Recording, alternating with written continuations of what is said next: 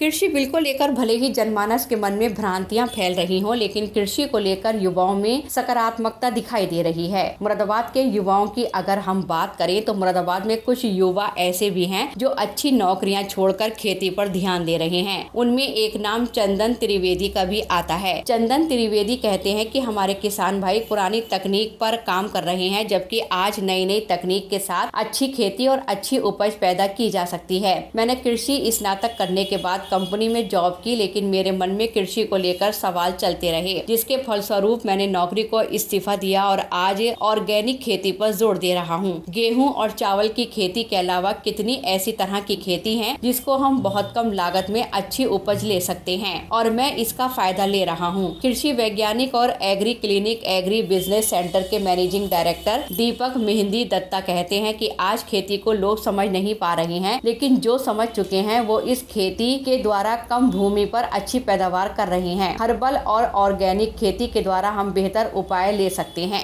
और उसके बाद फिर मैंने ट्रैक्टर की कंपनी है एक जॉन डियर, उसमें जॉब करी। फिर मैंने टाटा मोटर्स में और अन्य कई एमएनसीज में जॉब करी। ये सब छोड़ने के बाद फिर खेती की तरफ कैसे आए?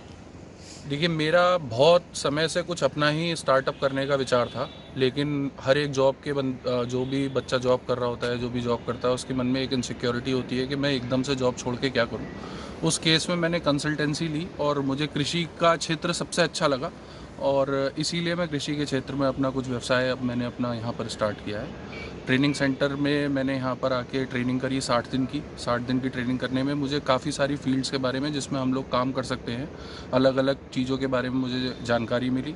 जिसमें मेरा, क्योंकि एग्रीकल्चर इंजीनियरिंग था, तो मशीनरी से मेरा पहले भी लगाव था और उसी की तरफ मैंने रुझान करते हुए एक कस्टमायरिंग सेंटर की यहाँ पर स्थापना की और अब किसानों को बहुत ही नॉमिनल से प्राइस में जो आधुनिक से आधुनिक मशीनें हैं उन्हें किराए पर चलवा रहे हैं और खेती वगैरह भी कर रहे हैं। आज का युवा खेती छोड़ के नौकरी की तरफ भाग रहा है और आप नौकरी छोड़ के खेती की तरफ आए हैं, तो क्या मानते हैं इसको आप? सर देखिए, मैं आपको एक छोटे से उदाहरण के साथ इस चीज़ को बताता हूँ। लॉकडाउन लगा था और मुझे लगभग 1 साल हुआ है अपनी नौकरी छोड़े हुए और व्यापार स्टार्ट करे हुए। लॉकडाउन में सारे सेक्टर पे बहुत बड़ा एक इम्पैक्ट आया है। बहुत लोगों की नौकरियां गई हैं, बहुत क्षेत्रों में बहुत ज़्यादा गिरावट आई है, लेकिन कृषि ही एक ऐसा क्षेत्र है जिसमें कोई भी इम्पैक्ट देखने को नहीं मिला या बहुत ही नामालूम इम्पैक्ट आया है, जो कि फसल के बिकने और इन सब चीज़ों में आया है, लेकिन वो भी अब दोबारा से सब कुछ नॉर्मल स्थिति में आ गया है।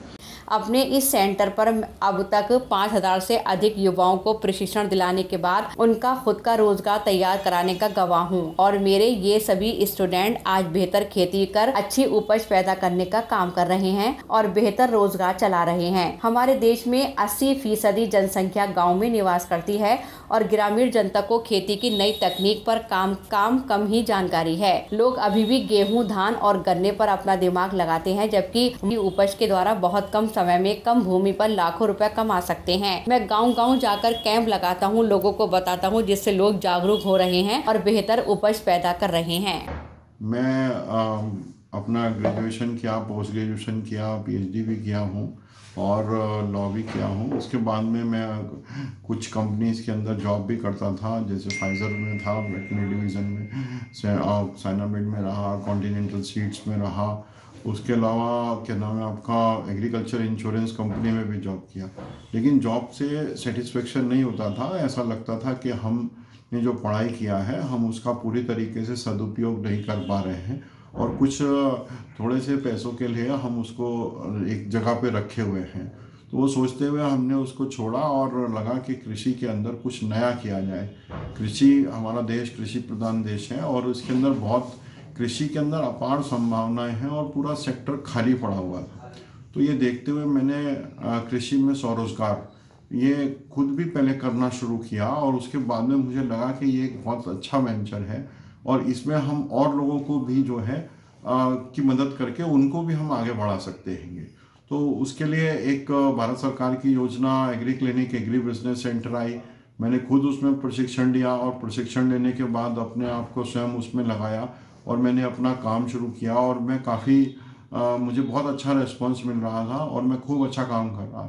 उसके बाद मैंने सोचा कि क्यों ना मैं इसी योजना के माध्यम से और लोगों को भी प्रशिक्षित करूं और उनको भी इस क्षेत्र में बैल हल चलाते थे, खेत में कोई यूरिया डाई नहीं डालते थे। लेकिन आज की स्थिति में हमारा इनपुट कॉस्ट इतना बढ़ा हुआ है, उसके अलावा हम बैलगाड़ी छोड़ करके स्कूटर कार हमें चाहिए होती है, अच्छा हमें पंखा जनरेटर भी चाहिए है। हमने अपने सारे खर्चे बढ़ा लिए, लेकिन हम उसी क्रॉप को रखे हुए हैं, तो हम कैसे संभव है कि हम उसको उसमें आ सकते हैं। तो हमें डाइवर्सिफिकेशन भी करना होगा, क्रॉप्स भी दूसरी दूसरी अपनानी पड़ेंगी और उसके साथ में बाजार भी हमें खुद खोज करके और प्रोसेसिंग आना पड़ेगा। एफपीओ की योजना भी सरकार लाई है कि हम फार्मर प्रोड्यूसर ऑर्गेनाइजेशन बनाएं, छोटे छोटे प्रोसेसिंग यूनिट्स लगें, हम गेहूं ना बेच करके हम गेहूं का दलिया बेचें, हम गेहूं का आटा बेचें, हम मैदा बेचें, हम सूजी बेचें, हम चोकर बेचें। हर किसान ये नहीं कर सकता, लेकिन हम एक समूह बना करके, प्रोड्यूसर ऑर्गेनाइजेशन बना करके हम इन कार्यों को कर सकते हैं। सच्ची दिल और श्रद्धा ईमानदारी के साथ हमारे युवकों को आगे आकर के इस कार्य को संभालना होगा।